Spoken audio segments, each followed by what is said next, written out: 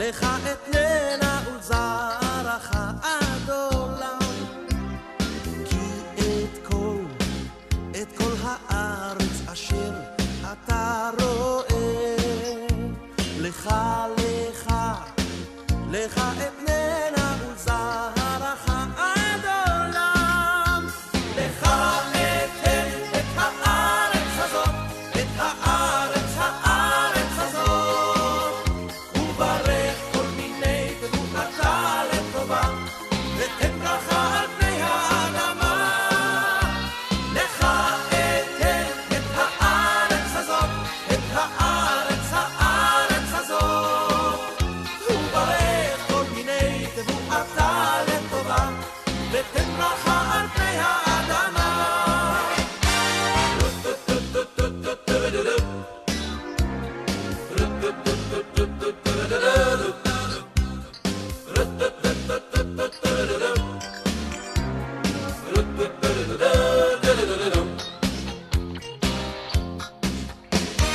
כי את כל הארץ אשר אתה רואה, לך אתננה ולזרעך עד עולם, כי את כל הארץ אשר אתה רואה, לך אתננה ולזרעך עד עולם, לך אתן את הארץ הזאת, את הארץ הזאת, וברך כל מיני תבואתה לטובה, ותן ברכה על פני האדמה. לך אתן את הארץ הזאת, את הארץ הזאת, וברך כל מיני תבואתה לטובה, ותן ברכה על פני האדמה.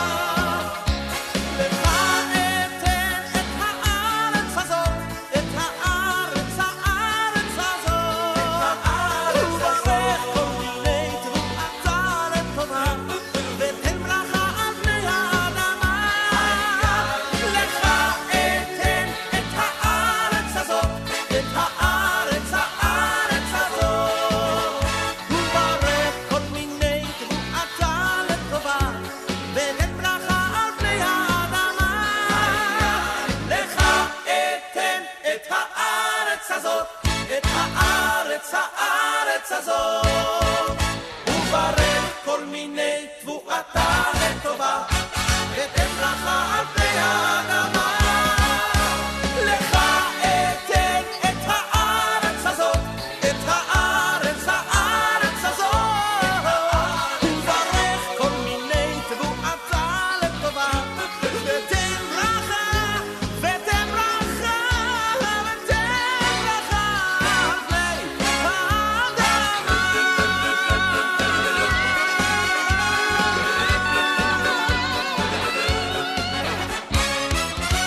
Alors, la paracha est une paracha particulièrement riche en événements. Un point qui n'est pas souvent exploré, c'est, vous savez, ce moment où il va y avoir la guerre de 4 rois contre 5 rois. Ce sont les 4 rois qui vont gagner contre les 5 rois et ils vont faire prisonnier Lot, pensant peut-être que c'était Abraham ou peut-être pour essayer d'attirer Abraham dans un conflit. Toujours est-il que un fugitif va venir et annoncer à Abraham que son frère, comprenez son neveu, a été pris en captivité par les fameux 4 rois, ce qui va pousser Abraham à faire la guerre contre ces fameux 4 rois très puissants. Et le texte nous dit qu'il a pris avec lui 318 Bayari et Tranichav, ceux qui étaient avec lui de ces hommes. C'est chapitre 14, verset 14. C'est fait Yédid, c'est l'ami. Alors, et donc, on dit que 318 hommes qui viennent avec lui pour nous montrer quelque chose qui peut-être qu'on ne doit jamais désespérer. Le mot Yehush, qui veut dire le désespoir, a pour valeur numérique, quand on fait l'addition des lettres du mot Yehush, ça fait 317. Et finalement 318, c'est la leçon qu'il n'y a pas de désespoir. et comment on va construire en fait cette leçon de l'espoir grâce à la prière. Et oui, la prière, c'est ce qui nous permet de nous relier à Dieu et d'avoir une ouverture vers un espoir qui va chasser le désespoir. Alors, c'est intéressant parce que quand on parle de prière, il y a plusieurs termes qui peuvent être utilisés. Et parmi les patriarches, le patriarche qui va être lié à la rigueur, c'est Yitzhak, c'est celui qu'on relie toujours avec le principe de la rigueur. Et la prière de Yitzhak, eh bien, c'est la sikha. Comme il est marqué, Yitzhak, la soir bassédé. Yitzhak est sorti pour parler dans les champs, et une sikha, et là, la shon tefila, le mot sikha, c'est un langage de prière, comme on voit à propos du pauvre. Encore une notion de rigueur. L'Ifne Hashem Ishpor Sicho, dans le psaume 102, on dit que devant Dieu, il déverse son propos, et Sicho, Sicha. Et Siach, c'est un peu cette prière qu'on peut retrouver dans les moments où il y a une difficulté, ou peut-être cette prière que Noach va rater, mais qu'il va retrouver dans sa famille. Parce que Noach va avoir 3 fils à la base, et il va vouloir en avoir un 4e, mais finalement il n'aura que 3, Shem, Ham et Yefet, ou Shem, Yefet et Ham. Et Shem, Yefet et Ham, les initiales, ça fait exactement Siach. Ah tiens, Shem Shin de Shem, Yud de Yefet, et Het de Ham. Ça fait Siach, et Siach, on a dit que c'est un langage de prière.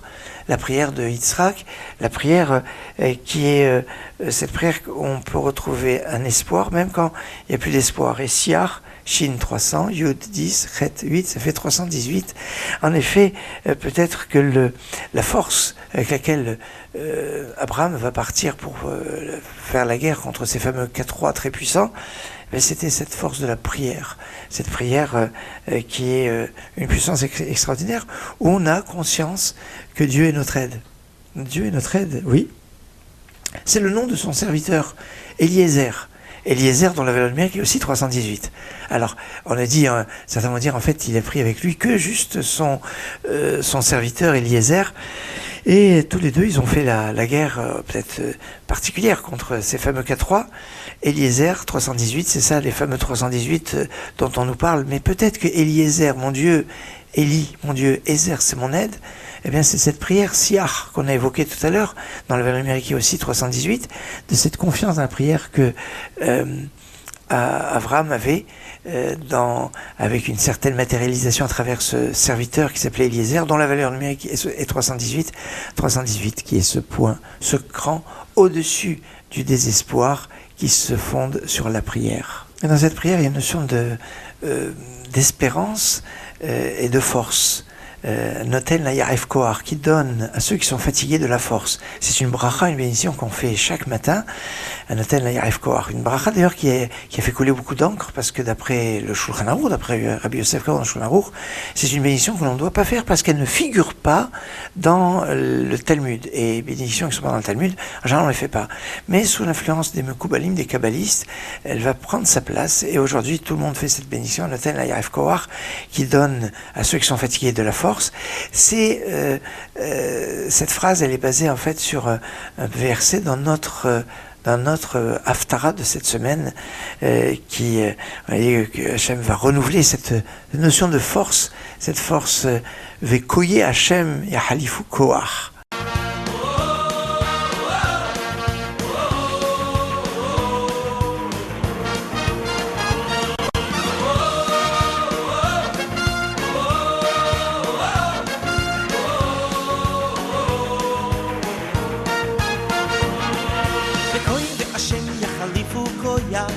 koyach yalo ever kan shori zekoy Hashem yachalifu koyach yalo ever kan shori yelchu velo yafu velo yafu yorotsu velo yigavu velo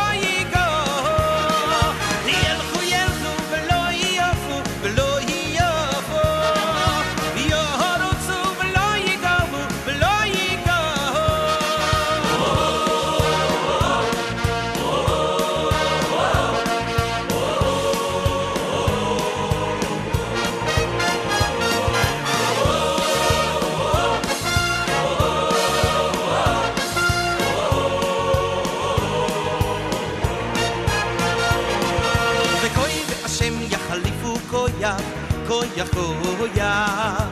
Yalo ever, ever kan shori. Kol ve Hashem yachalifu koyach, koyach, koyach. Yalo ever, ever kan shori. Kol ve Hashem yelchu, yelchu, velo yofu, velo yofu. Yorotzu velo yigavu, velo yigavu. Yelchu, yelchu, velo yofu, velo yofu. Yorotzu velo yigavu, velo yigavu.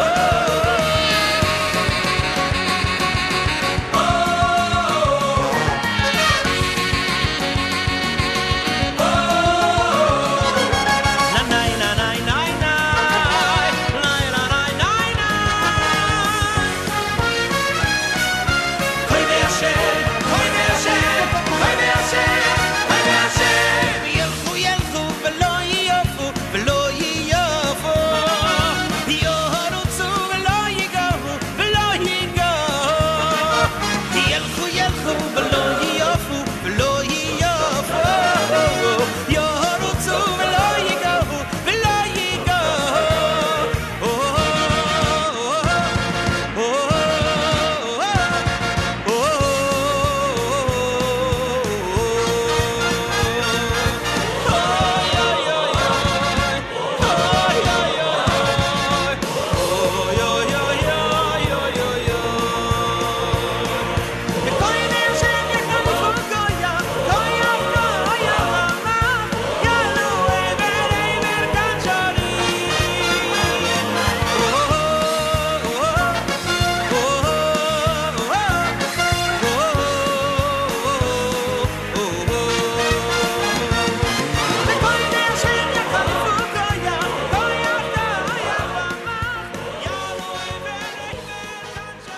La paracha de Lech Lecha, c'est une fois une paracha de séparation et de retrouvailles. Au début de la paracha, eh bien, Abraham se sépare de son père, Lech Lecha, il va-t'en de ta maison paternelle. Pourtant, quand Dieu va se révéler à lui et à l'alliance entre les morceaux, il lui dit Ve'ata tavo elavotera beshalom, tu vas rejoindre tes pères en paix. Alors tout à l'heure je vous ai donné une référence de 14-14, là c'est 15-15, chapitre 15 verset 15, où Dieu annonce à Abraham qu'il va rejoindre ses pères. Ses pères, eh bien oui, parce qu'on nous dit que son père va faire teshuva. Alors il abandonne son père au début de la paracha, mais il le retrouve dans la paracha, parce que finalement son père va faire teshuva, lui qui était idolâtre, alors qu'il n'était pas d'une tradition idolâtre, mais qui va être dans l'idolâtrie, qui va faire teshuva. Donc il y a à la fois séparation et retrouvailles, comme il y a aussi séparation et retrouvailles avec Lot, son neveu.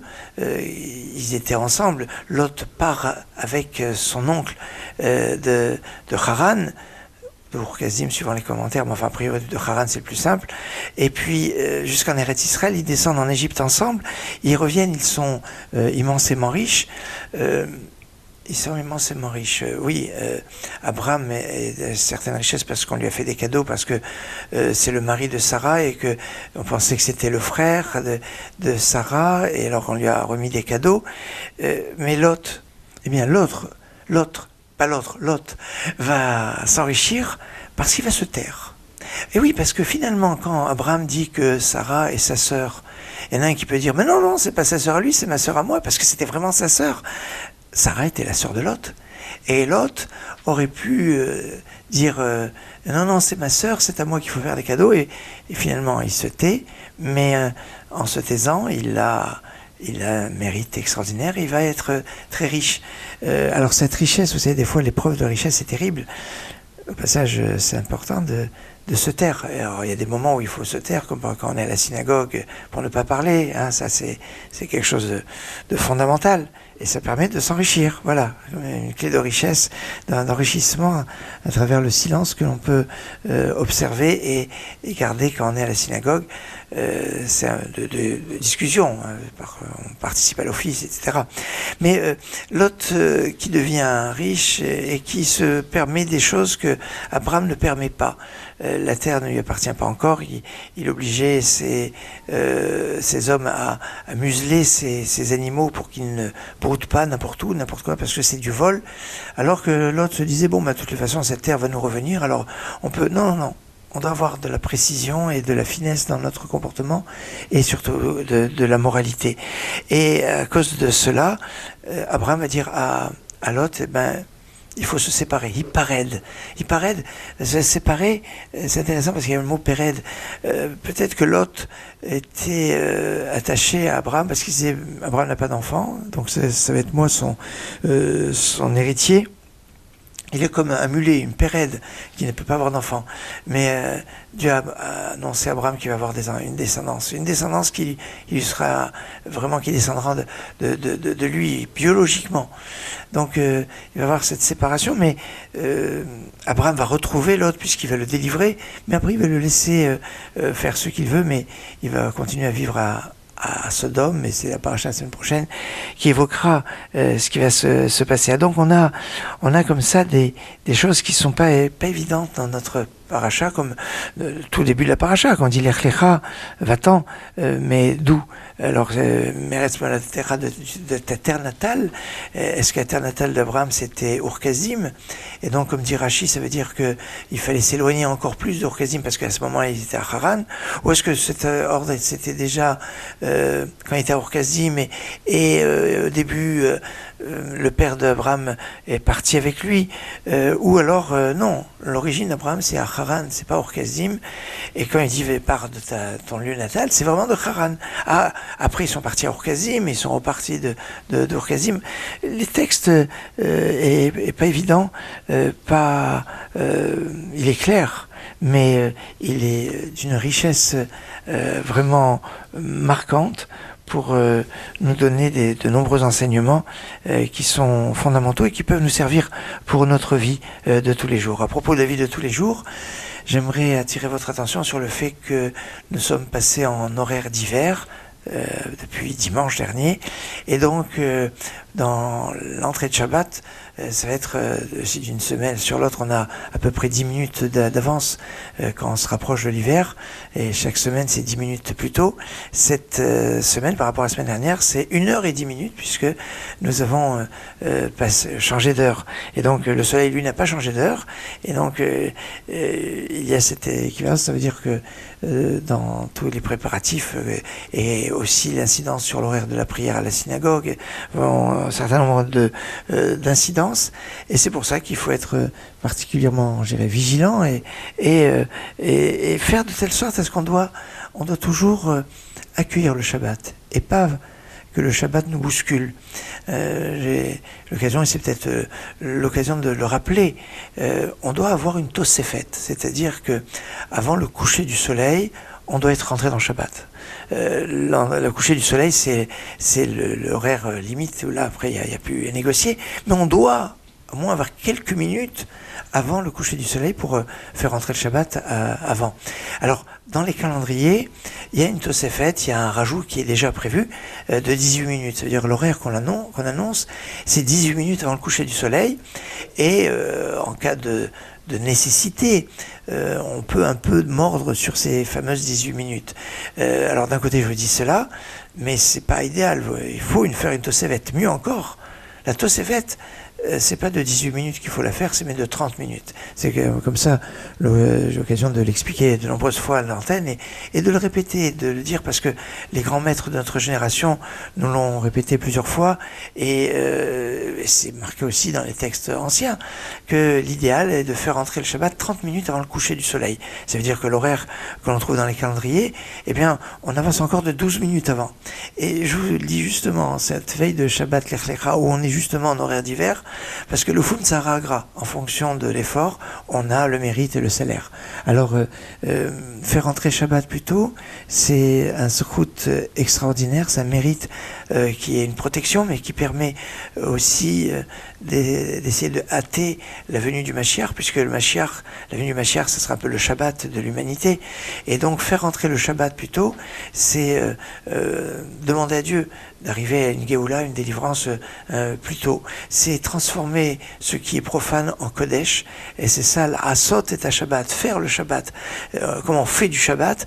Eh bien, quand on va transformer une partie du vendredi, qui peut être Chol, on va le transformer en Kodesh, en vendredi soir, en Shabbat, et c'est en fonction de cet effort. Et alors, en été, c'est facile parce que on aura tendance plutôt à faire avancer l'entrée de Shabbat au plus tôt parce que le coucher du soleil est tard.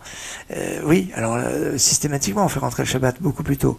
Mais c'est en hiver où il faut être particulièrement... Alors, on peut le faire rentrer plus tôt, mais c'est à Jérusalem, la tradition de Jérusalem, c'est de faire rentrer le Shabbat 40 minutes avant le coucher du soleil. C'est la tradition de Jérusalem. On peut, mais bon, allez, dans une demi-heure, c'est bien, et en fonction du lieu où vous nous écoutez, eh bien, vous pouvez voir, suivant l'horaire qui est donné dans le calendrier, vous avancez encore 12 minutes avant, et ça, c'est le bon horaire, le bonheur, la bonne heure. La bonne heure pour le bonheur. C'est pas mal comme approche par rapport au temps, au bonheur et à l'honneur du Shabbat.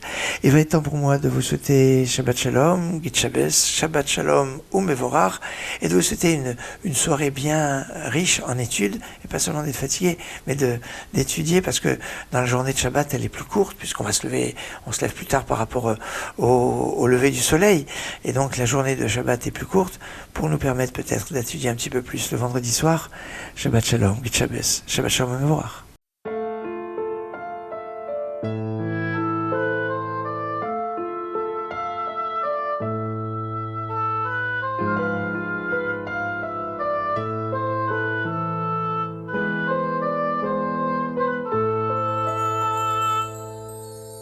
Koil beromo nishmo nehi bechisamuim Rochel mevako al boneho Koil beromo nishmo nehi bechisamuim Rochel mevako al boneho Mini koilech mi bechi V'yeinaich midim'o Ki yesh socho לפעולותיך נiyum Hashem Mini koilech mi bechi V'yeinaich midim'o יש סוחו לפעולותיך נiyum Hashem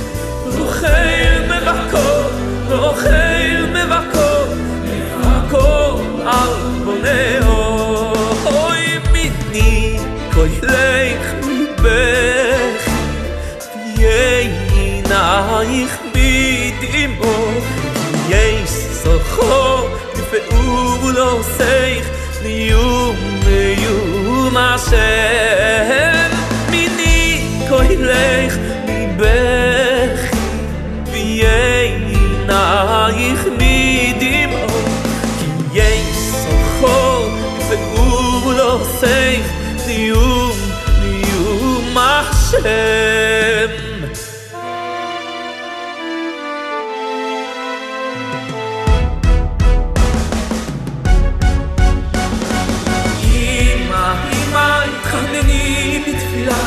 על בנייך הזקוקים לישועה גדולה ונזכה מיד לקיום הנבואה ושבו בנים לגאולה אוי מני קולך מבכי ויינייך מדמעו יש סוחו לפעולותיך נiyum Hashem Oy mini koilech